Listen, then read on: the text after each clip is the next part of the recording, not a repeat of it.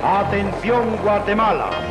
Radio Liberación la emisora. There's a huge invasion force poised on the border. The army had better get out. Arbenz had better get out. Everybody take cover. Y decíamos que sí, que claro que sí. Eran nuestras. And we say yes. Of course, our columns are advancing. And there were 20 men, directed by Eduardo Tarazene de la Serna, who took Miramundo. And those were our columns. Que tomó Miramundo. Y así esas eran nuestras columnas.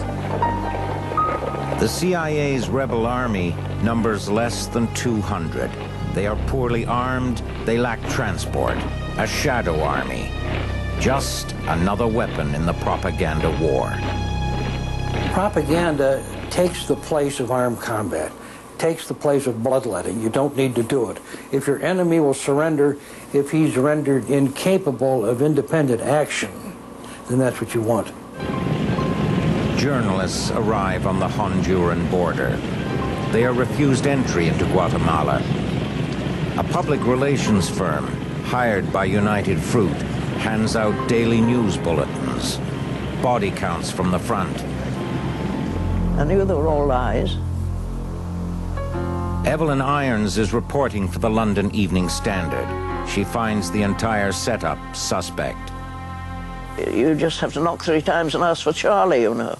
It was very mysterious. And you got inside and there was a sort of conference room and a couple of 3 men there, and I didn't know who they were. And they just gave you these handouts from, you didn't know where they were from. And they said that in my first night, I heard them say, 200 killed today. Irons wants proof. She wants to see the bodies. She hires a donkey and a guide to take her across the mountains to where Castillo Armas and his rebel army are camped. When Irons arrives in the rebel camp, her suspicions are confirmed. They weren't taking any action at all. They were simply hanging about. I wanted to go and see about this famous battle in the night with the 200 dead soldiers lying about.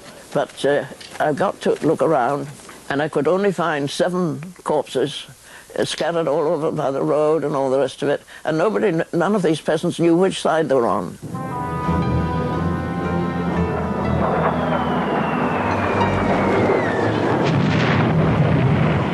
The real battle is in Guatemala City.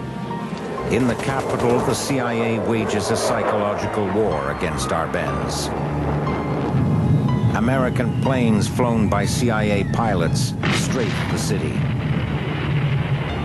The airplanes really scared them to death. The diving planes firing their machine guns really cleared the streets in Guatemala City. Yo estaba arreglando parte del tejado de mi casa. Cuando vi pasar I was fixing the roof of my house, and I saw a plane, and after a while I heard some shooting.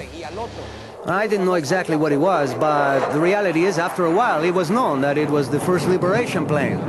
A plane, a T-47, we call it sulfato, you know, laxative, because all the people who were on the terrace of the palace shooting, they got sick to their stomachs. Se pusieran malos del estómago.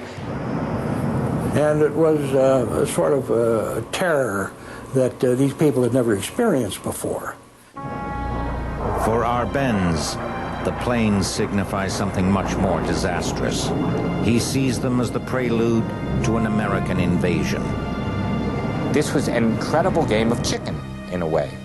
And there was no reason for Arbenz or anyone else to think that the government would blink. You're talking about Dwight D. Eisenhower. He led the largest amphibious invasion in military history. This guy is going to be deterred from landing a couple troops in Guatemala. Arbenz needs the international community to step in and protect Guatemala from the United States. He appeals to the United Nations. Es que no había de otra. No había ningún otro foro para donde acudir. There was no other choice, no other way, nowhere else to turn. The only way was the United Nations. We only had that forum left to denounce what was happening in the country and the interference from the United States. John Foster Dulles is determined Guatemala will be shunned by the United Nations. U.S. Representative Henry Cabot Lodge pressures the other Western powers to vote with him against Guatemala's request for international observers. In the end, only the Soviet Union supports Arbenz.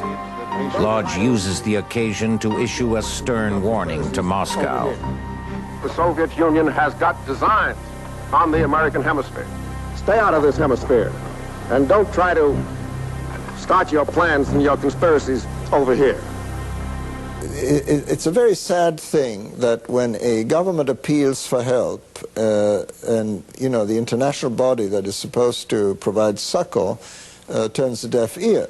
He's a basket case. He's finished. He's tried everything that he can think of, and he's come up empty.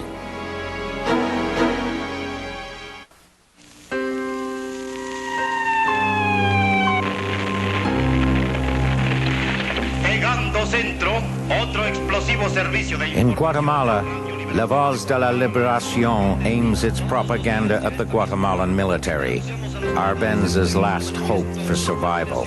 Nuestros servicios especiales de inteligencia infiltrados en todas las ramas del ejército. Actividades de los traidores a la patria, los estamos denunciando ante la opinión pública guatemalteca. The military was no less immune to these types of psychological games that were being played than Arbenz was. Arbenz never thought the army was going to turn his back on him. He never thought, never, that the army would do a 180-degree turn. Worried about the loyalty of his officers, Arbenz sends an envoy to the front.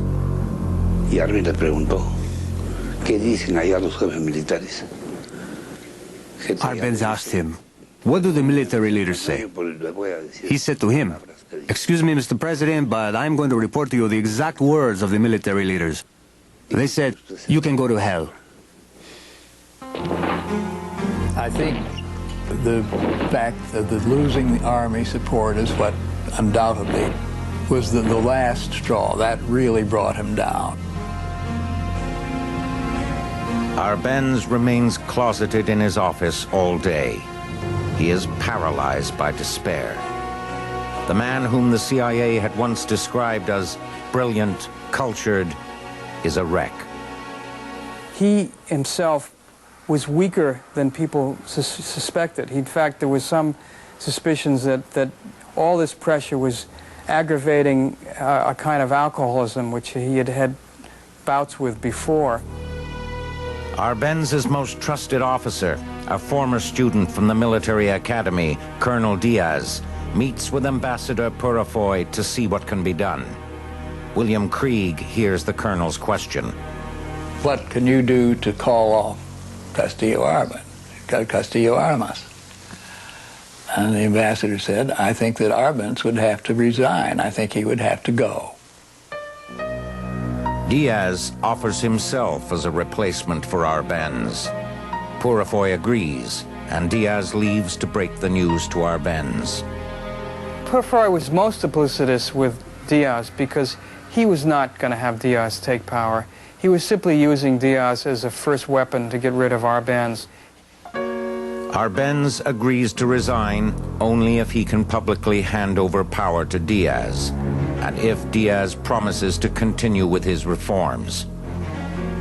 Arbenz se veía obligado a renunciar porque ya no contaba con el apoyo del ejército. Arbenz felt obligated to resign because he no longer had the support of the army, and because he could leave a man in power who would safeguard the gains of the revolution.